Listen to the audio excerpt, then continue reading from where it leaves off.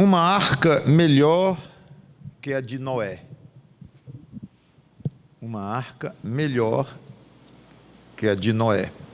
Então, aprendendo com o dilúvio, a segunda pregação de um total de umas 4 que eu pretendo fazer. Vamos a 6, Gênesis 6, Gênesis 6, versículo 11. Eu combinei com vocês uma coisa na pregação passada, a primeira da série, que eu iria ler o texto uma vez só, um texto longo, um pedaço do capítulo 6 e o capítulo 7 inteiro, e que não ia ficar lendo nas 4 pregações o mesmo texto. E então, vamos cumprir o que foi combinado. Estou com a Bíblia aberta aqui, mas eu não vou ler a passagem porque é longa, e já fiz isso. Apenas quero lembrar que o contexto do dilúvio, que a raça humana estava completamente corrompida, Deus resolveu destruir a humanidade com exceção de uma família. Deu aos homens um prazo de 120 anos, prazo esse em que Noé, enquanto construía a arca, que nós deduzimos das poucas palavras que nós temos sobre essa atividade de Noé, mas sabemos que ele era um pregador da justiça, e sabemos que ele construiu a arca. Então, enquanto ele construía, pregava, enquanto pregava, construía, e veio o dilúvio. Então, nestas pregações, nós estamos olhando o dilúvio de maneira panorâmica e fazendo algumas observações importantes, 6, na realidade. Na pregação passada, eu já fiz a primeira, comentamos como é que os animais chegaram na arca, que é algo bem interessante, e tiramos algumas lições ali. Ainda na mensagem passada, começamos a ver a segunda observação importante, que essa é mais longa do que as outras, que é o fato da arca de Noé ser um tipo, ou um símbolo, ou que aponta para a salvação. E nós vamos ver então 6 paralelos entre a arca de Noé e a salvação que ocorre num ser humano, a salvação espiritual. Vamos ver 6 analogias. Já vimos 2 na pregação passada, e hoje vamos ver as outras 4. A primeira que nós vimos, só para efeito de lembrar, é que poucos entraram na arca, e poucos entram na salvação. Já vimos. E já vimos que os poucos que entraram foram escolhidos diretamente por Deus. E os poucos que são salvos em Cristo são escolhidos, eleitos diretamente por Deus. Já vimos. Então vamos ao terceiro ponto hoje. Os escolhidos foram alvo de uma aliança com Deus. Vamos a Gênesis 6:18, nós já estamos lá, né?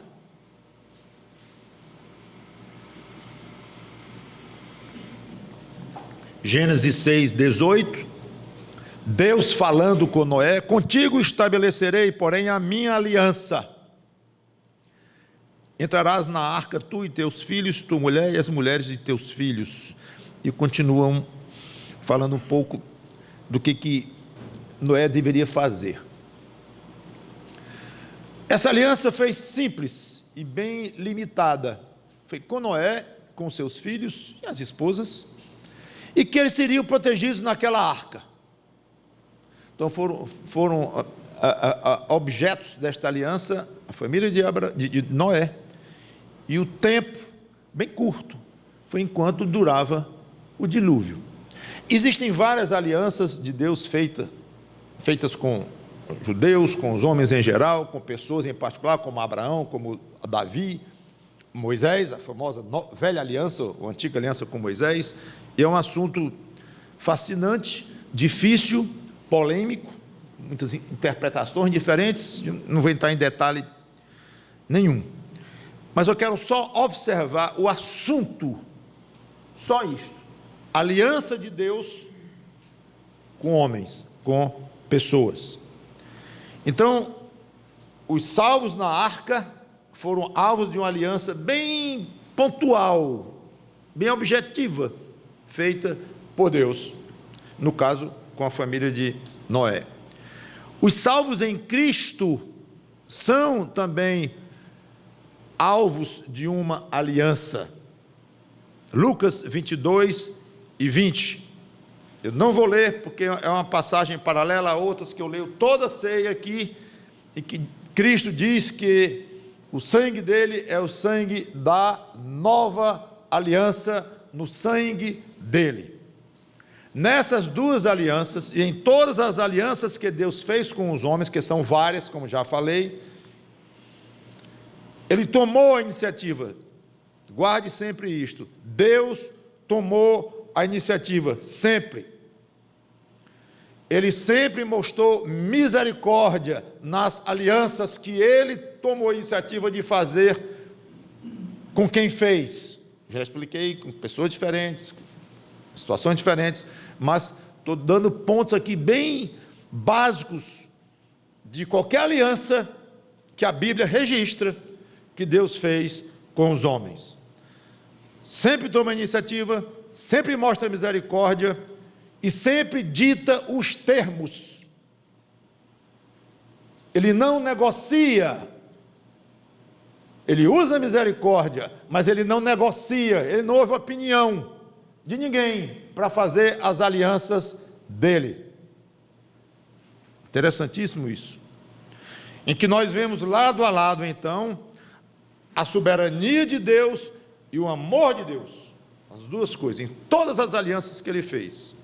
E aos que gostam de aprofundar mais, estudem, comprem algum livro, alguma coisa, estudem sobre as alianças de Deus, que é um assunto realmente interessante. E aproveite de uma maneira prática este aspecto, ou este assunto, e quando estiver falando para alguém que não é crente,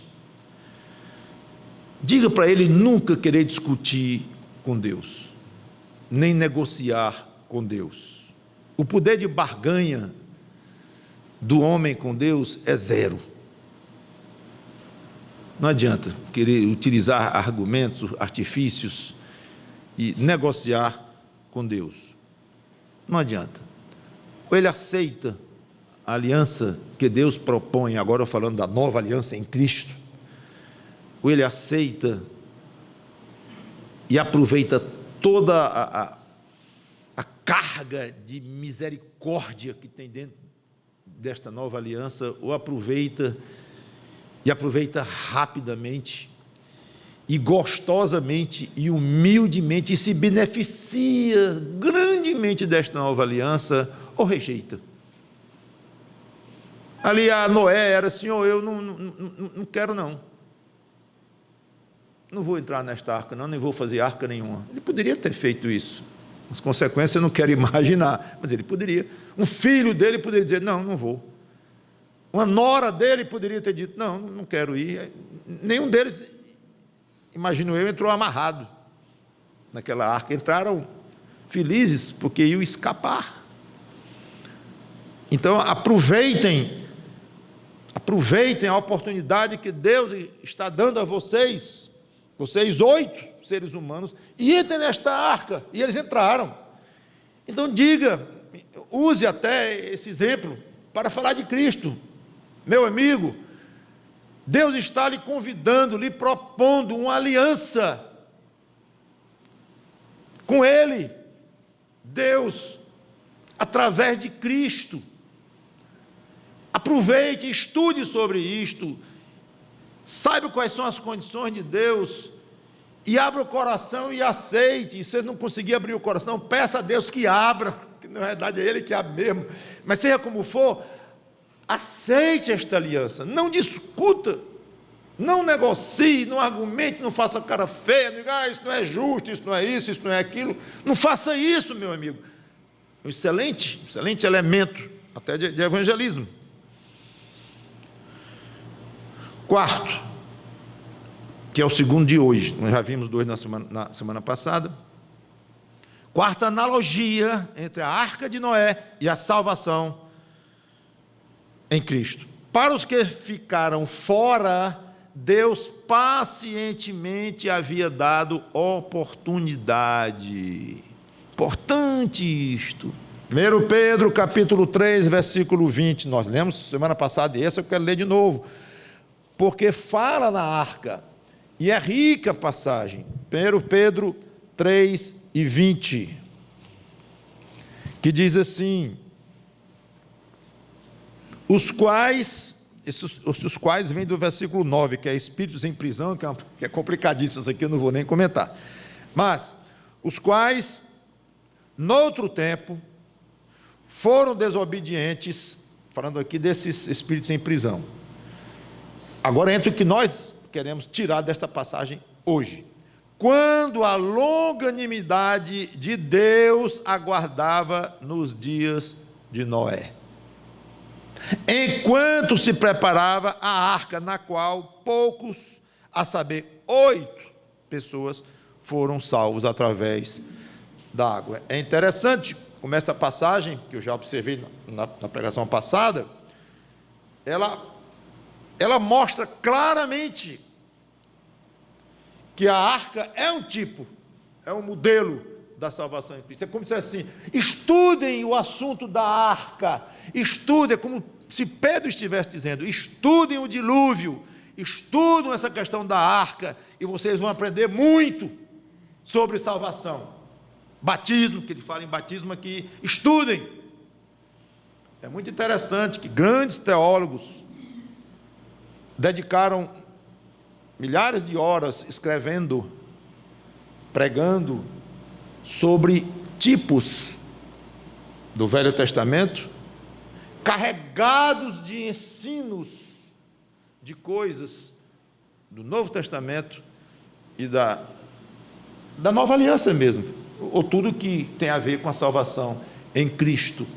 Fizeram muito isto. Era impressionante como eles conseguiram tirar lições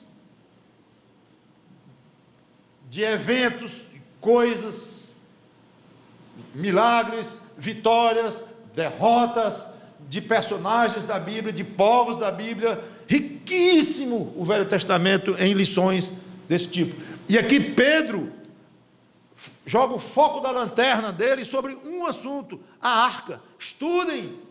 E é que nós estamos tentando ver aqui, mesmo de uma maneira muito rápida, mas é ver a riqueza deste ensino. Isso serve para nós, não está aí por acaso. Então, a arca nos ensina que Deus deu um tempo, 120 anos, se estamos corretos na maneira como entendemos esses 120 anos esperando, mesmo que não tenha sido, não importa, porque está escrito que Deus esperou pacientemente enquanto se construía a arca. Dá a ideia que de fato foi um longo tempo e que Deus usou da sua longanimidade, ou seja, sua capacidade de suportar algo desagradável a ele. Ele estava cheio, irritado e irado, já sem suportar, usando de uma maneira humana para Deus isto, mas estava já no limite, que ele queria suportar, de agressões de uma raça humana completamente depravada e corrompida, mas ele suportou, dando a ideia de que por ele já tinha liquidado há muito tempo, mas ele suportou, deu oportunidade. Diga para o seu amigo, seu parente que precisa da salvação em Cristo: meu amigo, 120 anos lá, Noé, pregando, deve ter sido ridicularizado de todo jeito, e Deus esperando. Meu amigo, a primeira coisa que Cristo disse quando começou a pregar o Evangelho foi igual a João Batista, os dois pregadores. João Batista, o arauto, e Cristo, aquele que foi anunciado. Mesma forma de começar a pregação dos dois. Qual é a palavra? Arrependei-vos. Gostei. Eu gosto muito de repetir isso aqui, porque muita gente hoje prega a salvação em Cristo sem arrependimento, que não existe salvação em Cristo sem arrependimento. Nunca existiu. Arrependei-vos, meu amigo, arrependa-se. Aí Jesus diz assim: vinde a mim, os que estáis cansados e sobrecarregados, e eu vos aliviarei. Ele está chamando, meu amigo, ele está convocando, e a sua vida está correndo. É um aprendizado que nós temos lá com Noé, que Deus deu oportunidade muito e esperou com longanimidade. Muita gente acha que é vítima de Deus, e Deus está permitindo muita doença na vida dele, muitos sobressaltos. Fulano aqui do lado dele é uma pessoa muito pior do que ele, essa comparação muito comum, muito pior. Aí está vendo? Melhor do que eu em tudo para ele é tranquilo, e eu aqui. Meu amigo, Deus está tendo paciência com as suas agressões. Esqueça o seu vizinho, você agride a Deus, você ofende a Deus, olha Noé e tal. Use isto. Mais uma. Quando Deus encerra a oportunidade que Ele deu para cada um, é irreversível. Lucas 17, 26 e 27. Essas coisas eu sei que você, crente, sabe. Mas primeiro é bom lembrar para você próprio. É útil, não só para ser grato a Deus, como para cuidar melhor da sua salvação. Para que a sua estadia na arca seja mais bem aproveitada enquanto você está nessa terra, dentro da arca da salvação. Lucas 17, 26 e 27. Assim como foi nos dias de Noé, será também nos dias do Filho do Homem. Opa, Noé, me interessa isso. Lição com Noé, na boca de Jesus Cristo aqui, olhando para quando ele vier. Comiam, bebiam, casavam e davam-se em casamento, até o dia em que Noé entrou na arca, e veio o dilúvio e destruiu a todos. Lá em Gênesis 7, não precisa chegar lá, que eu já li essa passagem, diz que Deus fechou a porta, quando entrou o último. Claro que depois disso ninguém abria mais aquela porta. Então, encerrou, acabou a oportunidade. Na salvação em Cristo. Aplicação: quando Deus encerra a chance de conversão, está encerrado. E isso é bom até para aqueles que se dizem crentes. Nós, todos nós, para nos checarmos. E tem gente muito parecido com crente, que não é. Mas um dia essa oportunidade deverá ser encerrada em vida. Não temos muita base para trabalhar muito em detalhes em cima disto, mas temos base para dizer que a salvação de certas pessoas, a possibilidade de salvação, encerrou. Passagem muito misteriosa, Hebreus 6, 4, dá margem a alguns tipos diferentes de interpretação, mas uma coisa é certa, é que essa passagem deixa claro algo no sentido de que Deus deu um tempo, e dali ele não opera mais naquela alma. É de arrepiar isto, para quem está envolvido.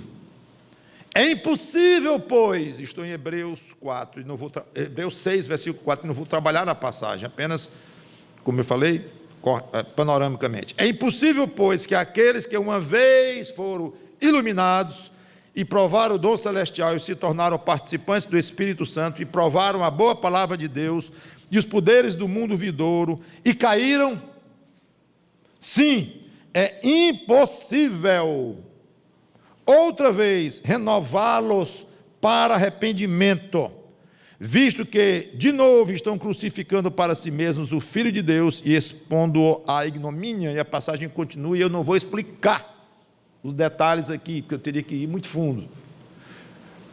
Meu objetivo é mostrar que há um período, um tempo, um ponto, melhor dizendo, a partir do qual é impossível renovar para arrependimento, como se Deus tivesse desistido de trabalhar numa determinada alma, espero que não seja a sua, nem a minha, e que nós já tenhamos sido convertidos, já fomos renovados para arrependimento, nos arrependemos de fato, já crucificamos uma vez só o Filho de Deus para nós mesmos, nos identificando com Ele naquela cruz, e pronto, acabou, assunto encerrado, novo nascimento feito. Mas tem uns que ficam no meio. Uma vez eu perguntei, pastor Haroldo Rainer, meu pai na fé, o que é isto? Ele disse, é um aborto espiritual. Foi a resposta que ele deu a esta passagem dificílima. Então parece que tem pessoas que estão no processo de salvação e estão sendo trabalhados pelo Espírito Santo, mas de alguma forma o Espírito Santo não complementa, não termina aquele trabalho, e a pessoa vira um aborto e morre ou continua morto espiritualmente, e é impossível pregar o evangelho para ela mais com efeito. Deus não vai mais trabalhar mais.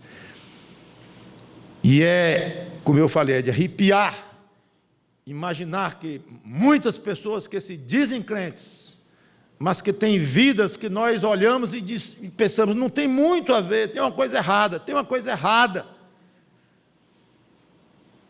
E não vai ter no mundo quem possa olhar e dizer, este é um caso. Não está no nosso alcance dizer, não sabemos quem é, não sabemos para quem Deus fechou a possibilidade de salvação, não sabemos, mas precisamos alertar gravemente os perdidos, os que declaradamente não se converteram, e alertar crentes, como eu estou fazendo aqui de uma maneira geral, mas dizendo, você não é crente porque diz que é. Dizer que é crente não faz ninguém ser crente. Se batizar nas águas não faz ninguém ser crente. Ser membro de uma igreja, ir para o culto, não faz ninguém ser crente. Então não se confie na sua confissão de crente, nem na sua tradição de crente, nem na tradição dos seus pais de crente. Não se confie nisso, isso é perigosíssimo. Se confie numa coisa só, na sua entrega pessoal ao Senhor Jesus Cristo, no arrependimento dos seus pecados, conscientemente feitos diante de Deus, humildemente feitos diante de Deus, e abrindo o coração para que Cristo reine, e você tem absoluta convicção de que Cristo realmente é o seu Salvador, o seu Deus, e você, como a música disse ali, o adora, o ama e quer servi-lo.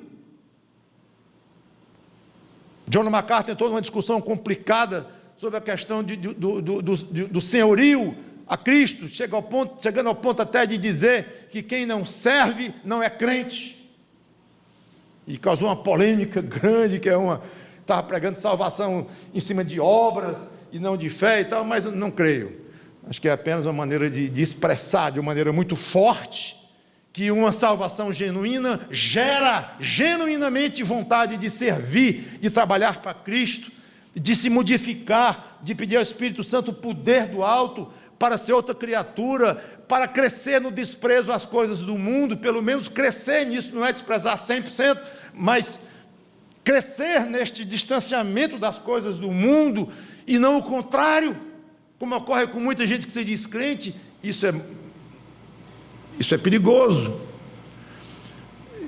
isso é delicado, isso é sério, isso é grave, e deve ser examinado por cada pessoa que se diz crente.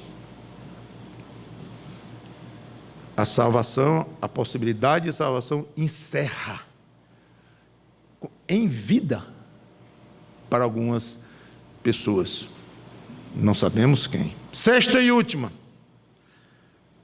comparação ou paralelo. Quando Deus escolhe e protege, a salvação ou a segurança é absoluta. Na arca, os que foram postos para dentro ficaram totalmente protegidos da terrível inundação lá fora e da morte que veio sobre todos ali. Todos. E eu fiquei pensando que talvez tenha havido casos de pessoas querendo entrar à força na arca. A chuva chegando, as águas subindo, o desespero batendo, pessoas se deram conta e devem ter corrido para a arca, tentando abrir a arca, quebrar a arca, arrombar a arca, mas entrar ali dentro de alguma maneira.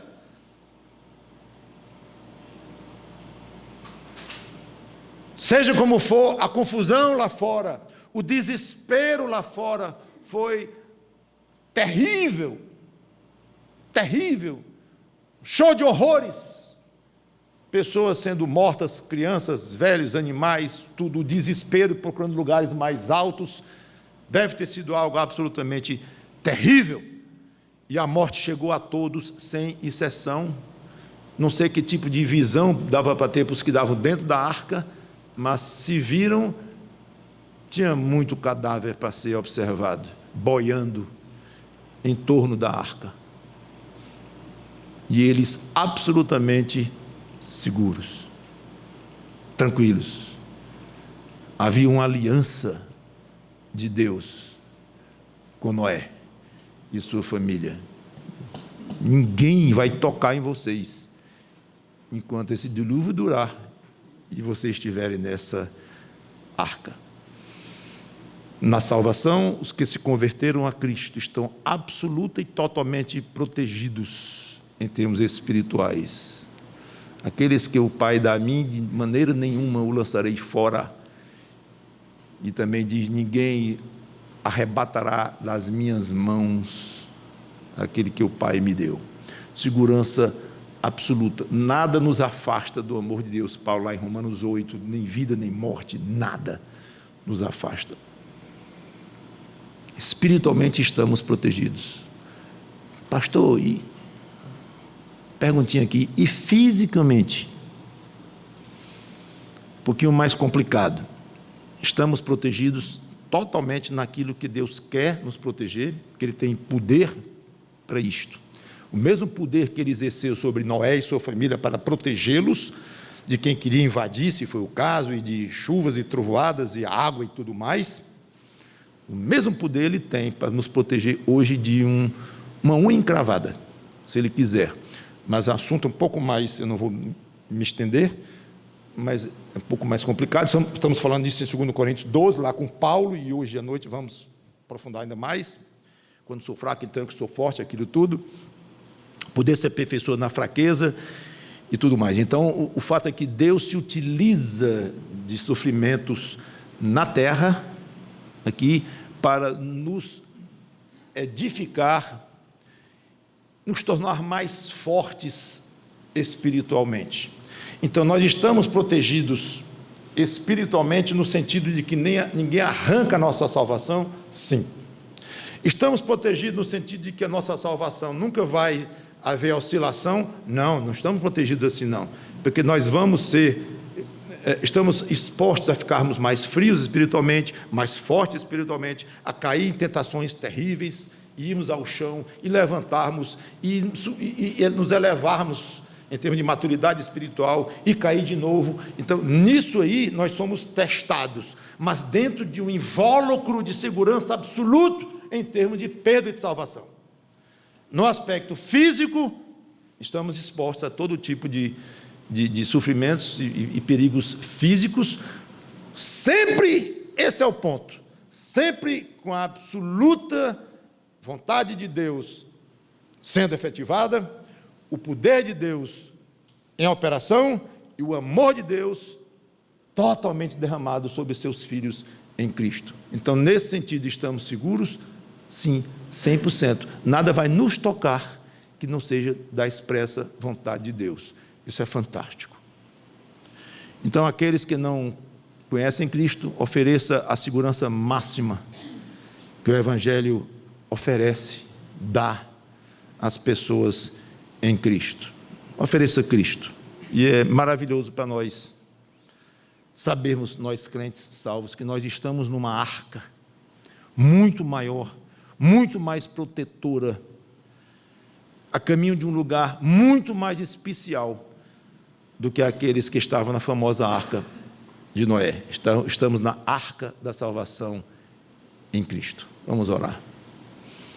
Obrigado, Senhor Deus, pela tua palavra lida, explicada e aplicada aqui em vários aspectos da nossa salvação. Que o Senhor Jesus Cristo se alegre em nos fazer protegidos nesta arca, nos faça crescer espiritualmente enquanto estamos a caminho do céu nesta arca maravilhosa, e que temos misericórdia daqueles que estão fora desta arca, e que, ao contrário de um número 8, que nós sabemos que número é esse, nós não sabemos o número desta arca da salvação, mas até onde podemos enxergar, esse número pode ser aumentado dia a dia, e tem sido para aqueles que são salvos. É o número definido, aqueles que são teus eleitos, sim, mas não temos esse número e temos a ordem de pregar, e chamar pessoas para esta arca. Ainda está em tempo para elas. Em nome do Senhor Jesus Cristo, obrigado, porque estamos na arca da salvação em Cristo. Amém.